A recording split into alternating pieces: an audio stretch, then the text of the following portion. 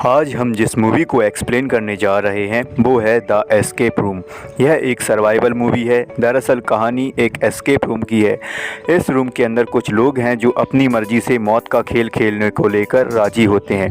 इस escape room से निकलना काफ़ी मुश्किल है। ऐसे में इन लोगों के सामने क्या क्या परेशानियां आती हैं और वे कितने डरते हैं इस मूवी में दिखाया गया है। मूवी के पहले सीन में एक आदमी दिखाई देता है जो कि रूम से बाहर निकलने की कोशिश कर रहा होता है, लेकिन रूम लगातार श्रिंक होता जा रहा है। इसके नेक्स्ट सीन में 3 दिन पहले का सीन दिखाया जाता है जिसमें एक लड़की जिसका नाम जोई है अपनी स्कूल जाते हुए दिखाई देती है। जोई एक होनहार स्टूडेंट है, लेकिन वो थोड़ी सी शर्मीली है। वो ज़्यादा किसी से बात नहीं करती है। आगे जेसन को दिखाया जाता है। ये स्टॉक मार्केट ब्रोकर है।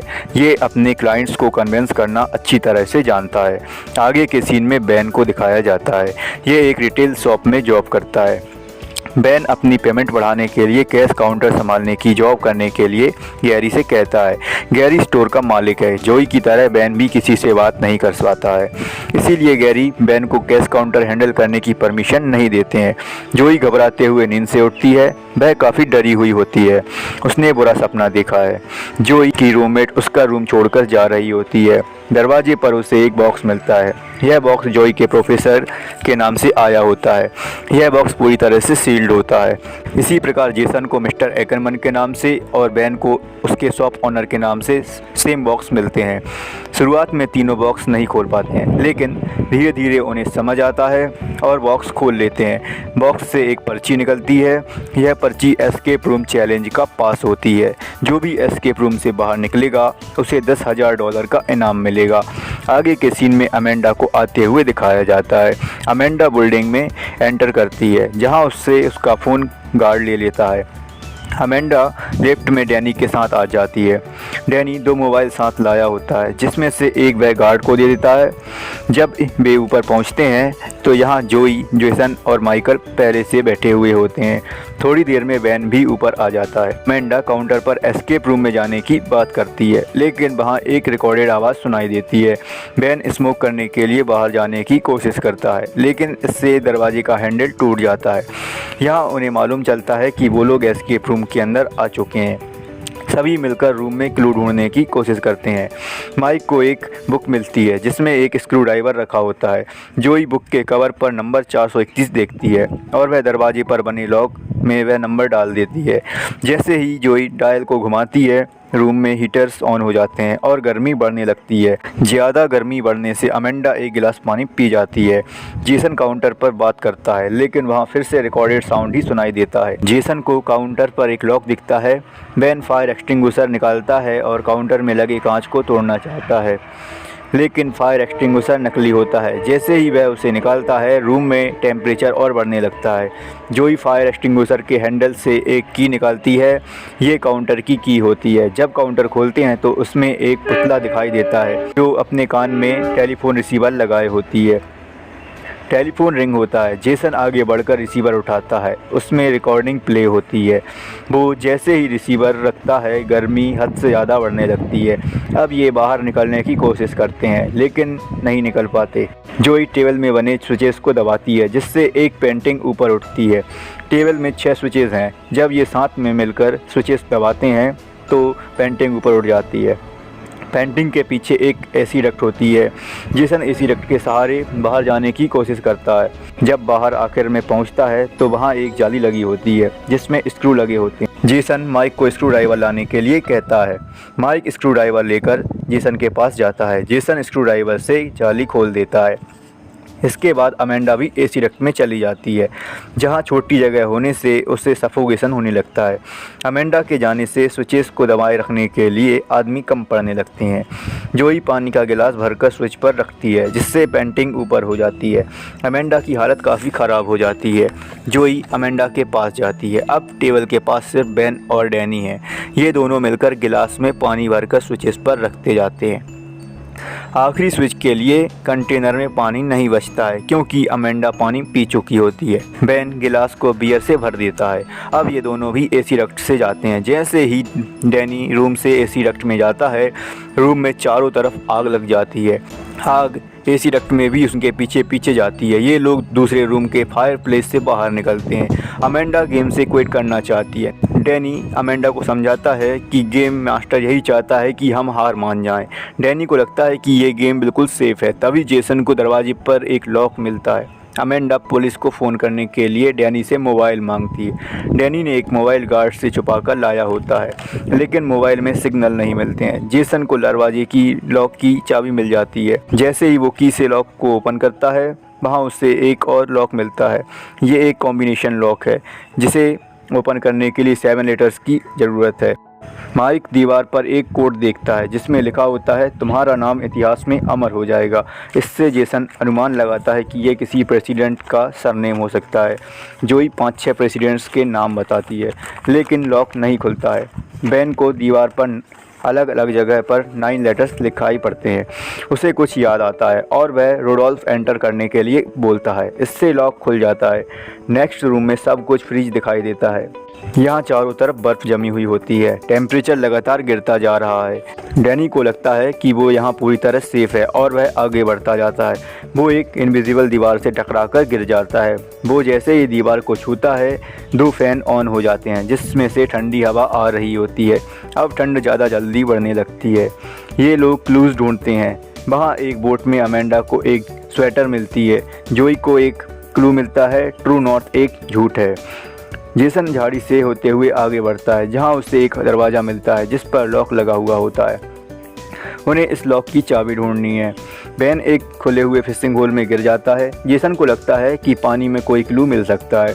तभी माइक एक फिशिंग रॉड लेकर आता है और उसे फिशिंग होल में डाल देता है, लेकिन उसमें काफ़ी देर बाद भी कुछ नहीं फंसता। जोई अपना मैग्नेटिक कंपास बाहर निकालती है और अपने क्लू का पता लगाने की कोशिश करती है। जब वह एक पोलर बेयर के पास पहुंचती है तो कंपास नॉर्थ की दिशा बेयर की तरफ ही दिखाता है। बेयर के पेट में एक मैग्नेट होता है जिसे जोई निकाल लेती है और फिशिंग रॉड से अटैच करके पानी में डालती है, जिसमें एक जमी हुई बर्फ़ का बड़ा सा आइस क्यूब मिलता है जिसके अंदर चाबी फंसी होती है। ये लोग बर्फ़ को तोड़ने की कोशिश करते हैं, लेकिन बर्फ़ नहीं टूटती। इसलिए बेन से लाइटर मांगते हैं जिससे कि बर्फ़ को पिघला सकें, लेकिन बेन एटीट्यूड दिखाते हुए लाइटर बर्फ़ पर फेंक देता है, जिसे उठाने के लिए डैनी जाता है, लेकिन बर्फ़ की सतह टूट जाती है और डैनी पानी के अंदर चला जाता है। बाकी लोग डैनी को बचाने की काफ़ी कोशिश करते हैं, लेकिन उसे नहीं बचा पाते। सभी लोगों को लगता है कि बेन ये मास्टर है जो ये सब कर रहा है। अब बेन का लाइटर नहीं है तो ये अपने शरीर की गर्मी से बर्फ़ को पिघला देते हैं। जेसन चाबी लेकर दरवाज़ा खोलता है। दरवाज़ा खुलते ही सभी लोग दरवाजे की तरफ भागते हैं और यहाँ जमी हुई बर्फ़ टूटने लगती है। ये लोग दूसरे रूम में पहुँचते हैं। यहाँ सब उल्टा दिखाई देता है। सीलिंग नीचे है और फर्श ऊपर। जेसन को एक दरवाज़ा दिखाई देता है जिस पर हैंडल नहीं लगा है। माइक ऊपर लगे पूल बोर्ड में देखता है जहाँ 8 नंबर की बॉल मिसिंग होती है। तभी वहाँ रखा हुआ फ़ोन रिंग होता है। माइक जैसे ही फ़ोन रिसीव करता है, वहाँ एक वियर्ड सा म्यूज़िक बजने लगता है। ये म्यूज़िक इतना गंदा होता है कि इन लोगों के कान में दर्द होने लगता है। माइक पूल बॉल ढूंढने के लिए आगे बढ़ता है, लेकिन फ्लोर नीचे गिर जाता है। बेन माइक को गिरने से बचा लेता है। सब लोग फ्लोर से दूर हट जाते हैं। अमेंडा ऊपर चढ़ जाती है जहाँ उसे पूल बोर्ड के नीचे एक सेफ मिलता है जो 4 डिजिट के पिन से खुलता है। जोई सामने की दीवार पर एक स्लाइडिंग पजल देखती है। उसे लगता है कि पिन पजल को सॉल्व करने पर ही मिलेगा और जोई पजल सॉल्व कर लेती है। पजल में कलर्स और सर्कल बने होते हैं। ये पूल बोर्ड में रखे बॉल्स की ओर हिंट कर रहे होते हैं।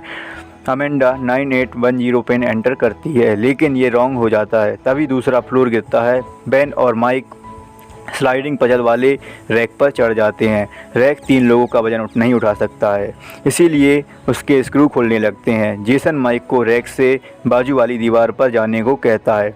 माइक डरा हुआ होता है, इसीलिए ऐसा नहीं कर पाता। जोई दीवार पर जाने की कोशिश करती है, लेकिन वह फ्लोर पर गिर जाती है और बेहोश हो जाती है। जेसन उसे उठाता है। फिर जोई अमेंडा से पासवर्ड उल्टा डालने के लिए कहती है, क्योंकि रूम उल्टा है तो पासवर्ड भी उल्टा ही होगा। अमेंडा सेफ में पासवर्ड डालती है। सेफ में से 8 नंबर की बॉल निकलती है। इसके बाद अमेंडा पूल बोर्ड पर लटकते हुए आगे बढ़ती है, लेकिन उसके जेब से बॉल नीचे गिर जाती है, जिसे उठाने के लिए वह फ्लोर पर कूदती है और बॉल को उठाकर जेसन की तरफ फेंकती है। तभी फ्लोर गिर जाता है और अमेंडा लटके हुए टेलीफोन रिसीवर को पकड़ लेती है। टेलीफोन रिसीवर अमेंडा का वजन नहीं उठा पाता और अमेंडा नीचे गिर जाती है। जेसन पूल बॉल को दरवाजे में लगाकर नेक्स्ट रूम में जाता है। यहाँ चारों को उनकी पुरानी जगहें याद आती हैं। जोई बताती है कि यह उसका बेड है। वह बताती है कि उसकी माँ और वो प्लेन में गए थे जहाँ प्लेन क्रैश हो गया था, जिसमें सिर्फ वही बची थी। इसी तरह जेसन बताता है कि उसका फ्रेंड और वो समुद्र में घूमने गए थे जहाँ बोट पलट गई थी और उसका दोस्त हाइपोथर्मिया की वजह से पानी में चला गया था। कोस्ट गार्ड ने सिर्फ जेसन को ही बचाया था। बेन बताता है कि उसने नई गाड़ी ली थी जिसमें वो अपने फ्रेंड के साथ घूमने जा रहा था। वो काफ़ी नशे में था, इसीलिए उसके साथ एक्सीडेंट हो गया जिसमें सिर्फ वही बचा था। माइक और उसका भाई एक माइन में काम कर रहे होते हैं। अचानक माइन ढह गई जिसमें उसका भाई मारा गया। जोई कहती है कि ये गेम हमारे लिए ही प्लान किया गया है। गेम मास्टर देखना चाहता है कि हम लोगों में से लकी कौन है। तभी वहाँ रखे टीवी में 5 मिनट का काउंटडाउन शुरू हो जाता है। 5 मिनट बाद रूम में जहरीली गैस छोड़ दी जाएगी। बेन, जेसन और माइक चारों तरफ क्लू ढूंढते हैं और जोई कैमरा तोड़ने लगती है। वो कहती है कि इस गेम में हम कभी नहीं जीत सकते। माइक को 3 एक्सरे प्रिंट्स मिलते हैं जिसमें साइन लैंग्वेज में EKG लिखा होता है।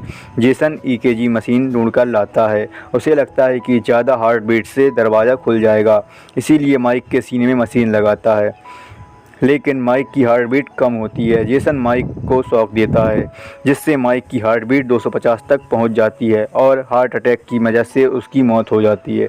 वहीं काउंटडाउन ख़त्म हो गया है और गैस छोड़ दी जाती है। जेसन को समझ आता है कि EKG मशीन में कम हार्ट बीट चाहिए और वह मशीन अपने सीने पर लगा लेता है। जेसन की हार्ट बीट 50 पर पहुंचते ही एक्सरे प्रिंट्स के पीछे से रास्ता खुल जाता है। जेसन और वैन नेक्स्ट रूम में चले जाते हैं। जोई इसी रूम में रुकती है। उसने इस रूम के सारे कैमरे तोड़ दिए होते हैं। नेक्स्ट रूम में एक बड़ी सी स्क्रीन होती है जिसमें ब्लैक एंड वाइट डॉट्स दिखाई देते हैं। यहाँ वैन को पता चलता है कि जेसन अपनी जान बचाने के लिए किसी को भी मार सकता है। उसने अपने फ्रेंड को भी मार दिया था क्योंकि उन दोनों के बीच में सिर्फ एक स्वेटर थी और तापमान काफ़ी कम था। नेक्स्ट रूम में जाने के लिए उन्हें एक गेट दिखता है जिसके हैंडल पर कुछ लगा होता है। जैसे ही वो उस हैंडल को पकड़कर गेट खोलते हैं उन्हें अजीब सा लगने लगता है। रूम में बेन को एक एंटीडोट मिलता है। जेसन एंटीडोट पाने के लिए बेन पर हमला कर देता है। हाथापाई में जेसन के सिर पर चोट लग जाती है और वो मारा जाता है। बेन एंटीडोट लगाता है और दूसरे रूम में चला जाता है। ये रूम हमने मूवी के पहले सीन में देखा होता है जिसमें रूम श्रिंक होते हुए दिखाई देता है। बेन फायर प्लेस में घुस जाता है और रूम श्रिंक होकर टूट जाता है। बेन रूम से बाहर निकलता है जहां उसे गेम्स मास्टर मिलता है। वहीं दूसरी ओर जोई वाले रूम में गार्ड्स लाशें उठाने के लिए आते हैं। जोई यहां ऑक्सीजन मास्क की मदद से सांस ले रही होती है। वो गार्ड्स को पीछे से मारती है और उनकी गन लेकर रूम से बाहर निकल जाती है। यहाँ गेम मास्टर बेन को गले में फंदा बनाकर गला घोंट रहा होता है। बेन अपने पैर में लगे लकड़ी के टुकड़े से गेम मास्टर को मारता है। गेम मास्टर नीचे गिर जाता है। तभी वहाँ जोई आ जाती है और वो गेम मास्टर की पीठ पर गोली मार देती है। गेम मास्टर जोई को पीछे से पकड़ लेता है। बेन गेम मास्टर के सिर पर मारता है और गन उठाकर 2 गोलियां मार देता है। जोई और वैन बिल्डिंग से बाहर निकलते हैं और पुलिस के पास जाते हैं। पुलिस जब बिल्डिंग में आती है तो यहाँ सब नॉर्मल लगता है, जैसे कि यहाँ कभी कुछ हुआ ही ना हो। 6 महीने बीत जाते हैं। जोई और बेन एक रेस्टोरेंट में मिलते हैं जहां जोई न्यूज़पेपर की कटिंग दिखाती है जिसमें लिखा होता है कि माइक की मौत पब्लिक टॉयलेट में हार्ट अटैक से हुई होती है। जेसन हाईवे पर बाइक से गिर गया और मर गया और उसके खून में ड्रग भी मिला था। डैनी लेक मिशिगन में डूबकर मर गया। अमेंडा रॉक क्लाइंबिंग करते हुए मारी गई। जोई कंपनी के लोगों से कोऑर्डिनेट्स निकालती है। ये कोऑर्डिनेट्स मैनहट्टन की एक बिल्डिंग के हैं जिसमें कंपनी का हेडक्वार्टर है। जोई प्लेन से जाने का प्लान करती है। आगे एक प्लेन दिखाया जाता है जिसमें पायलट केबिन का गेट लॉक होता है। एयर होस्टेज पजल सॉल्व करके केबिन खोलती है लेकिन प्लेन पहाड़ से टकरा जाता है। यहाँ मालूम पड़ता है कि ये असली प्लेन ना होकर एस्केप रूम का ट्रायल है जो कि जोई और बेन के लिए किया जा रहा होता है।